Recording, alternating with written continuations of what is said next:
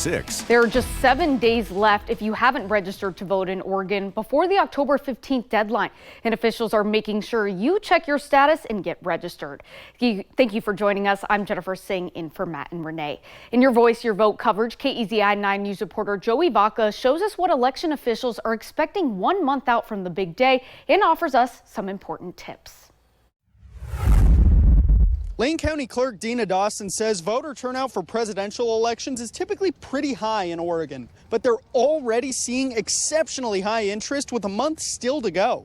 Dawson says they're able to monitor new voter registrations, but they've also seen quite a few people passing through the elections office to check on registration. This week, she says they had 700 people use their online system to look into registering, which blows doors off their usual day-to-day average. The average outside of a presidential election cycle is about 50 folks using the system.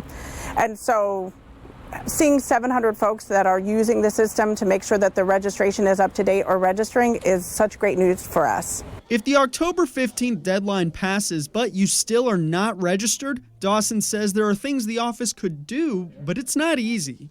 You would have to vote a provisional ballot, and at that point our team would do research to see if we could find that you were ever eligible or registered to vote, and if there was a grammatical error or some sort of a typo, and then we'd be able to remedy that situation.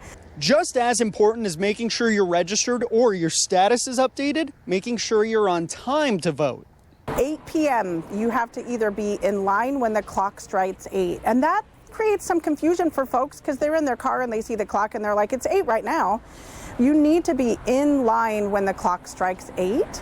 And so that means if you're coming in person, you need to be here waiting in line, or you need to be in line at a drop box.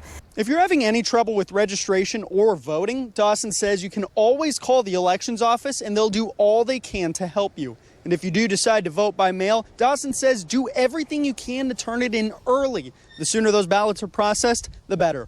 Reporting in Eugene, Joey Vaca, KEZI 9 News.